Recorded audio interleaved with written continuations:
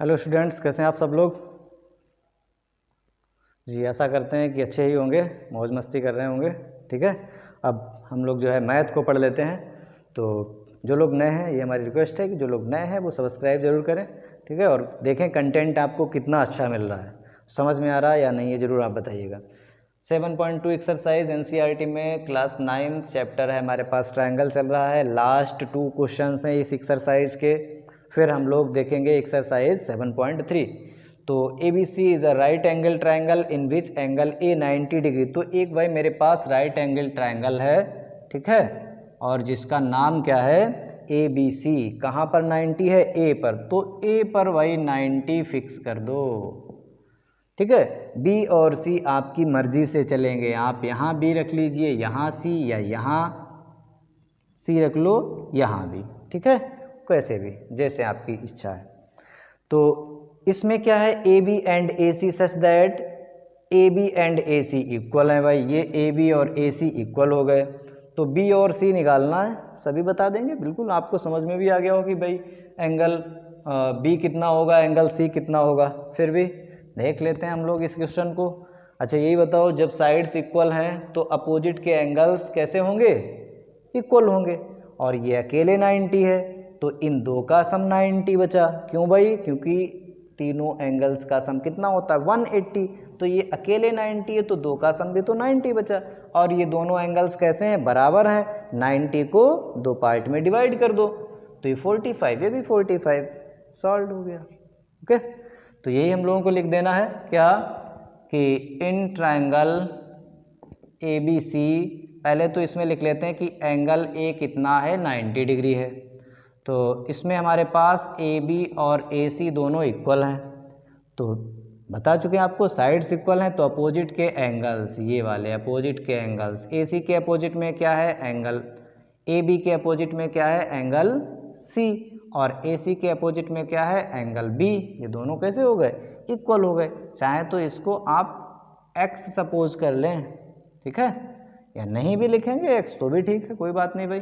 तो एक्स इसको लिख लिया मैंने। रीजन क्या देंगे बताइए, एंगल इक्वल आए तो एंगल से स्टार्ट करेंगे, angles opposite to the equal sides are equal. तो ये रख दिया। अब हमें एंगल सम प्रॉपर्टी लगा देनी है, तो लिखेंगे वाई एंगल सम प्रॉपर्टी क्या है, देखिए angle A plus angle B plus angle C is equal to 180।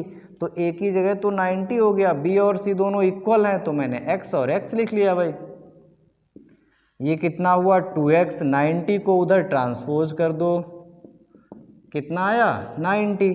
तो x की वैल्यू कितनी हो गई 90 अपॉन ये 2 मल्टीप्लाई में तो डिवाइड में आ जाएगा 45। तो x कितना हो गया 45। x का मतलब कौन सा, एंगल बी भी और एंगल सी भी दोनों कितने 45 डिग्री, 45 डिग्री। अब देखिए क्वेश्चन नंबर 8 आ गया समझ में, पहले ही बता दिया था आपको। Question number 8, so that the angles of an equilateral triangle. अभी तक हम लोग जानते थे कि इक्विलेटरल ट्रायंगल का ईच एंगल जो है, ठीक है, so that the angles of an equilateral triangle are 60 degrees, मतलब ईच एंगल 60 डिग्री होता है, ये जानते हैं हम लोग। अब हम ये बात प्रूफ करेंगे भाई कि कैसे होता है। तो देखिए इक्विलेटरल ट्रायंगल एक बनाते हैं, ये ट्रायंगल है एक इक्विलेटरल ट्रायंगल। तो इक्विलेटरल ट्रायंगल के बारे में आप लोग क्या जानते हैं भाई, कि ऑल साइड्स आर इक्वल। तो ये ट्रायंगल ए बी सी कैसा है, इज एन इक्विलेटरल ट्रायंगल। कैसा है, इक्विलेटरल ट्रायंगल। इसका मतलब क्या है कि ए बी बी सी और सी ए बी बी सी और सी ए तीनों साइड्स इक्वल हैं, ठीक है।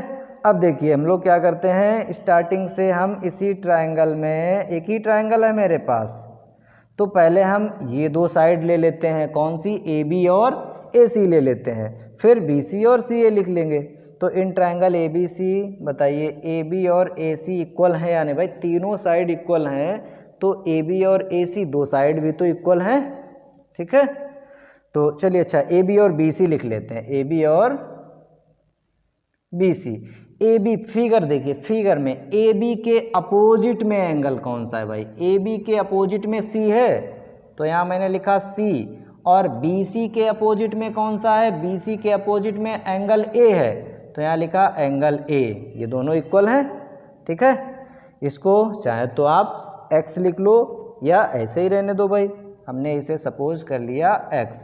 रीजन अब हम नहीं लिख रहे हैं, आप लिखना आगे क्या रीजन आएगा इसका कि एंगल्स इक्वल आए हैं, angles opposite to the equal sides are equal.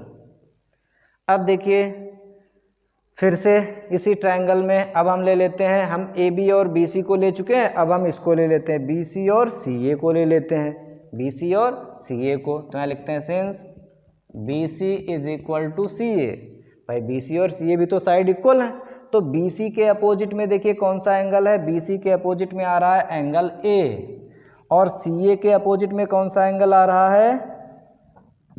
B, ठीक है। CA के अपोजिट में कौन सा एंगल आ रहा है? B। तो फिर से रीजन क्या होगा? Angles opposite to the equal sides are equal.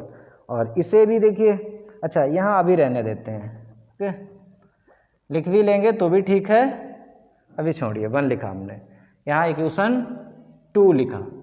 बताइए आपको 1 एंड 2 से क्या मिल रहा है? इक्वेशन 1 एंड 2 से देखिए, यहाँ लिखा है A और C इक्वल हैं, यहाँ लिखा है A और B इक्वल हैं। इसका मतलब क्या है कि A और B और C तीनों इक्वल हैं। जैसे सपोज दैट A अगर मेरे पास जितने भी डिग्री है 60 डिग्री है तो C भी तो 60 हुआ, A 60 है तो B भी 60 हो गया। मतलब ये A और C, यहाँ भी A और B, तो 1 और 2 से हुआ कि A, B एंड C ये कैसे हैं? तीनों एंगल्स इक्वल हो गए, तीनों एंगल्स इक्वल हैं। अब हमने लिख लिया, इसको हमने सपोज कर लिया x, ठीक है, x। और नहीं भी x लिखेंगे तो इस बार छोड़ते हैं, x नहीं लिखेंगे, हटाइए। चलिए ये अब देखिए by angle sum property, by angle sum property. भाई एक ही ट्रायंगल है, इसमें एंगल सम प्रॉपर्टी लगाएंगे तो क्या? Angle A plus angle B plus angle C कितना? 180 डिग्री। और ये तीनों बराबर है तो किस A को A ही रहने दो, B को भी A कर दो और C को भी A कर दो, ठीक है। तो कितना? क्यों? क्योंकि B और A इक्वल हैं, C और A इक्वल हैं, तो ये कर दिया। ये 3 टाइम्स एंगल A हो गया 180 डिग्री। तो एंगल A कितना हो गया? 3 डिवाइड में आएगा और ये 60 डिग्री। और A 60 हुआ तो B भी 60 हुआ और C भी 60 हुआ। क्यों? क्योंकि A और B और C इक्वल हैं। इसलिए क्या प्रूफ हो गया कि हेंस लिखेंगे the angles of an equilateral triangle are 60 degree each. तो जो भी लोग नए हैं वो प्लीज़ सब्सक्राइब जरूर करें। Thank you.